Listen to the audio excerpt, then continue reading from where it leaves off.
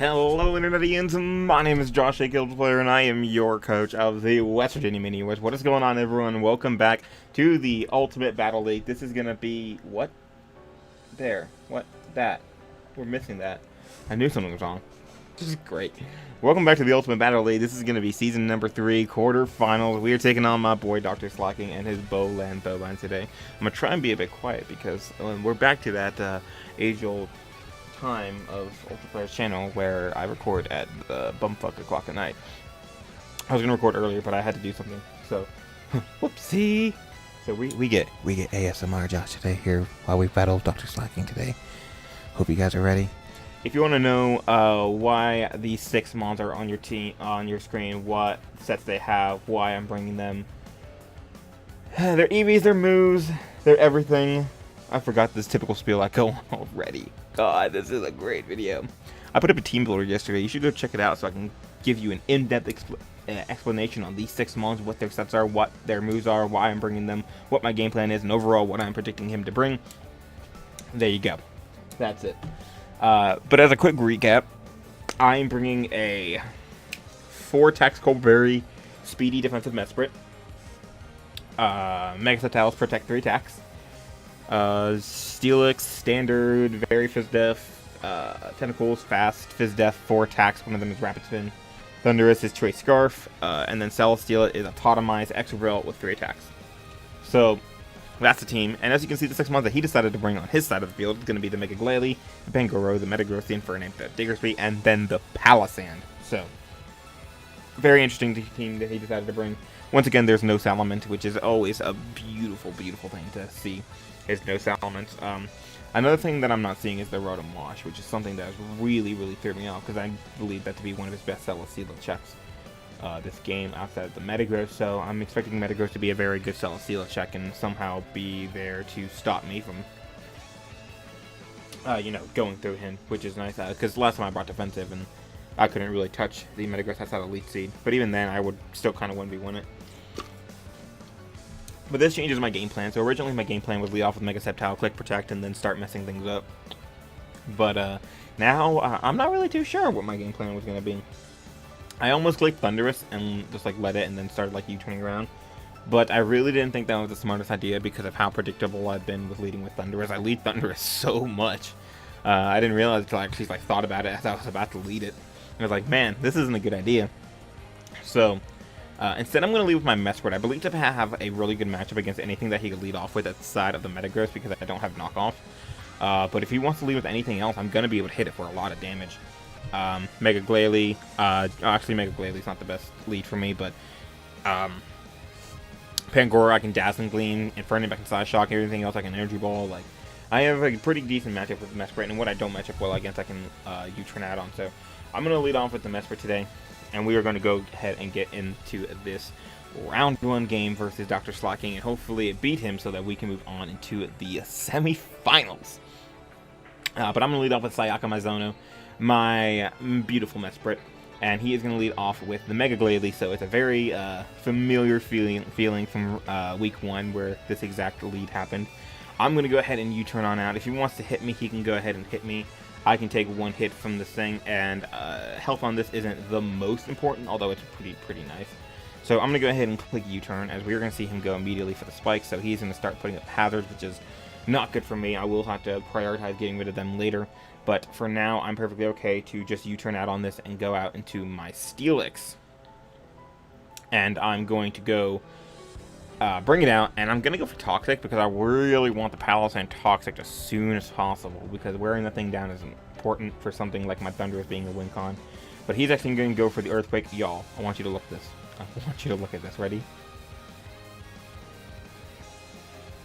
Steelix is a beautiful Pokemon. I tell ya. But I go for Toxic, and I get it off on this, which is not what I really expected. I'll be honest. No, what I expected was him staying in, just getting Gyro Ball, but I mean, hey, it happens. So, I guess he doesn't really care about this Pokemon. I'm going to use this opportunity to get my rocks up because I think they're really, really important. As he's going to go for the spikes again, getting 2 layers up, so now I'm really, really pressured. But I have Rapid Spin over Defog, so that's really nice. And he doesn't have a way to get rid of those rocks, so those rocks are now there to stay.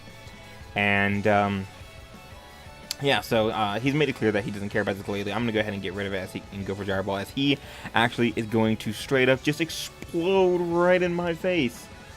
However, because Steelix is the GOAT of Pokemon, it is actually going to live the the explosion, and Glalie's going to go down right in front of me, so this is going to force him out into his Infernape, and he clicks here the Earthquake, right? Him clicking Earthquake there, like, something struck me odd about him clicking Earthquake. I thought there was absolutely no reason for him to not click Close Combat, right? Alright, just click Close Combat and kill something. And if I go to whatever, you get damage off on it. Guaranteed. Guaranteed damage, no matter what. This struck me as super odd, especially with a thought that has been in my head ever since prep of what he would bring on his Infernape. So, I'm going to play a little game with him, because I like playing little games. I'm going to go hard out into my Celesteela, and I'm going to play a little game called Are You Scarfed? And he's going to immediately double out into his Pangoro, which was the most interesting switch I've ever seen, because I could have air slashed it, but also he didn't really have to switch in. But I switched out into my Aoi on this turn. I know I can take a hit from this thing, and honestly, as much as I don't want to take all this damage on my Tentacool, I really just want to prioritize the Rapid Spin. I doubled out to my Tentacool because if he wasn't Scarf or Banded or Specs, then he would have just Flare Blitzed me, right? So it covered both options, but I'm going to be able to go for the Rapid Spin, get rid of those hazards, and then I'm going to Surf to put this thing in range of some of my other attacks, as he is going to go for knockoff and finish me off. Very unfortunate, but the fact that Infernape isn't set up means that I can check it with my Thundurus if he's Banded, and if he's Scarf, I can check it with a lot of my other things, like my Mesprit, because I'm going to be able to take hits. I'm going to go to my Mesprit now, because I'm revealed that he is not, in fact, Choice Scarf, and he is going to die to a Dazzling Gleam right now. So I'm going to go ahead and go for said Dazzling Gleam, as he's going to pull the switch into his Metagross, which is perfectly fine by me. Any damage I can get off on this thing is absolutely beautiful. So I'm going to go for that Dazzling Gleam. I'm going to get just the tiniest bit of chip damage off on it, and then I'm going to U-turn out on this thing and bring out, do a decent amount of damage considering, but he's going to go for Pursuit, as I believe I switched out into my Thundurus, but I'm okay with that, because that means my Thundurus comes in for free. I don't take a lot of damage on my Mesprit for that, and I can just bring out my Thundurus now, and honestly, I really wanted to click, if I had Dark Pulse here, I would have spammed the hell out of it, but I really wanted to click Thunderbolt here, but I didn't think he would stay in. But we're just going to go ahead and U-turn out. That thing is now weakened, though. The little U-turn chip damage that I've been getting is very nice. I'm going to go to my Mega Sceptile, actually, because I expect him... I didn't know really what to expect, and I think Mega Sceptile was the most useful Mon ever, but I also knew that I would take a hit from the thing if I needed to, with all the bulk that I have. So I'm going to go ahead and Mega Evolve here with my Mega Sceptile, and I'm going to go for the Hidden Power Fire. Mega Sceptile is modest. Mega Sceptile is max special attack. So, unless this thing is Assault Vest, I'm going to be able to actually knock out this right now with the Hidden Power Fire, which is exactly what is going to happen. That is going to drop, which is beautiful. My Mega Sceptile is in, and my Celesteela is looking really, really good right now to win. So, he's going to bring out the Infernape, and I am going to go for Protect to see what he is going to go for. And this is where I'm sure I know what that is. He goes for Mach Punch. I'm like, okay, so this is Bandit. There's no way he's Scarf Mach Punch. There is not a realm of existence where he is Scarf Mach Punch. I just can't see it. So, here I believe I go for the Dragon Pulse. Yeah, I go for the Dragon Pulse. I was ready to sack off my Sceptile there and just set up with my Celesteela and win, because I knew that he was going to be banded. But he's actually going to sack off his Pangoro to the... He's actually going to sack off his Pangoro to the Dragon Pulse, which is really nice, and he's going to go out to the Palisand.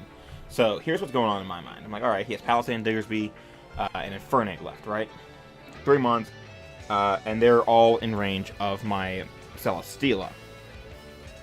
And if they're not, they're definitely at +1. So here, I know that he's... I know for an absolute 100% you cannot deny that this thing is not Rindo Berry. You would never click this thing if you weren't Rindo Berry. So, I'm doing some calcs, and I realize, okay,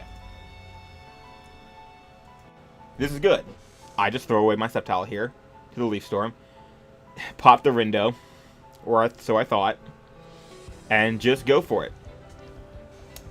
But I miss. So I missed the Leaf Storm. I know his window barrier is attacked, and I know he's at full.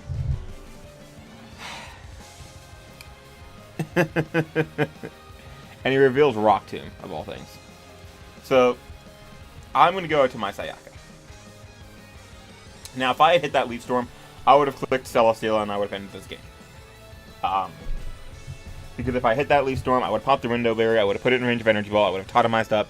If it would have stayed in Rock Tomb like he did, I would have totemized again and been at +2 speed. And then swept. If he switched out into Hard into Infernape on my totemize, I would have Air Slash and then I would have swept. But because I missed, I have to go into Mesprit. I have to get rid of this window barrier because I'm not going to be able to, I don't want him to go for double Shadow Ball and put me in range of Abandoned Mach Punch, potentially. So, I only want one. I don't want him to get the chance of getting 2 Shadow Balls off, right? Because I would have to autotomize and then Energy Ball and then Energy Ball again. So, he would definitely get 2 attacks off of me, which wouldn't be good. And overall, just give me damage on my Celesteela that I don't want. So I'm going to go ahead and Energy Ball him a couple times so that I can weaken it. If he's going to choose to go for his rocks, and now I'm just like, I need my Celesteela on this thing hard. Or not hard. I need it on this clean. So I'm going to go for U-turn to not knock him out because it's the only move I can go for that won't knock him out. And I'm going to go out to my Celesteela, hoping that he's going to Shadow Ball and just hoping that I can somehow get through this. In hindsight, Thundurus was probably the play, but I wanted to keep the Thundurus in case I could sweep with it late game, because it was my only other chance to sweep. He's going to switch out hard, however, after the Rock Tomb. Because I had to come in on a Rock Tomb, I'm not going to be able to do just a double Autotomize and always beat this thing. I'm going to Autotomize. +1 Celesteela is not going to outspeed it in Infernape, so I'm going to have to switch out here into my Mesprit. And I am going to sack it off to what is going to be a Flare Blitz. So, I'm like, okay. So my Thundurus right now has to set me up for a potential win. Right now, my Thundurus can set me up for a win with my Celesteela. I'm good. And as I'm commentating this right now, I'm starting to realize where I could have done something else different. But we'll get into that in a second. I'm going to go out to my Thundurus Therian here. I'm going to go for the Fly, because it's my best way to win, right? Palisand dies, this dies, and Diggersby, in theory, gets 2 KO'd. So he's going to switch out here, he's going to sack off his Palisand, and he's going to bring in his Diggersby. I'm like, okay. Depending on what this Diggersby set is, we can win, right? Because I can potentially set up an Autotomize on that. Depending on what his set is, depending on, like, if he's Scarf, Return, or something, we're good. Because he'll kill me off.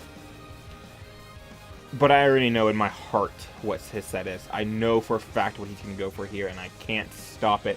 At this point, I've kind of assumed that I know how it's going to go. I know that he's Swords Dance. He's already revealed that he's a very offensive team.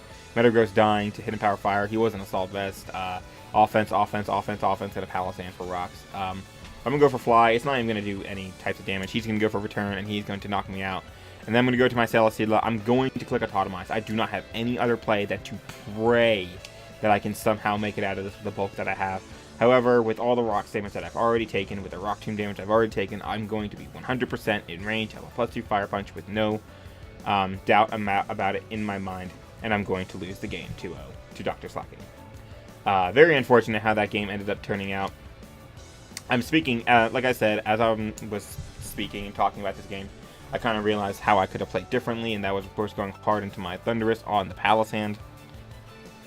And just clicking T-Bolt until, and praying that he knocks me out. But even then, that wasn't something I could risk, because if he went hard into Diggersby or something, or if he didn't knock me out on the second turn, as I clicked T-Bolt, which is what I would probably kick, I'd probably click T-Bolt versus the Palisand, so that he would kill me.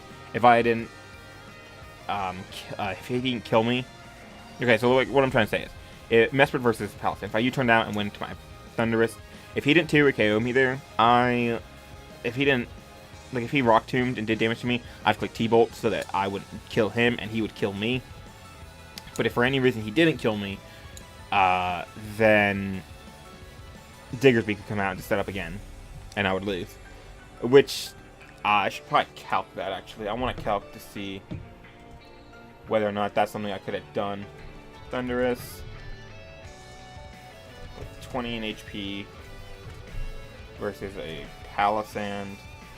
I believe he was bold. Yeah, Shadow Ball wouldn't have done it. I doubt Rock Tomb would have. Yeah, so Rock Tomb wouldn't have done it. So yeah, even if I went Hard Celesteela there, I would have just had to back and forth probably. Which is the only thing I can think of, is back and forth switch between Thunderous and Mesprit. But even still, at the time, I was like in the mindset that I need to keep Scarf Thunderous around just in case he really is Scarf Mach Punch. But regardless, it really sucks that I missed that Leaf Storm. If I didn't miss that Leaf Storm, I already know how the rest of the game would have gone. Like me and him talked about it. He showed me his set. He was like, you know, I was this, and like, it doesn't matter. Celesteela would have completely destroyed you at that point. Celesteela was way too strong. Because I would have come in on a weakened Palisand, which would have been at Mega Sceptile. I believe he would have been at 40.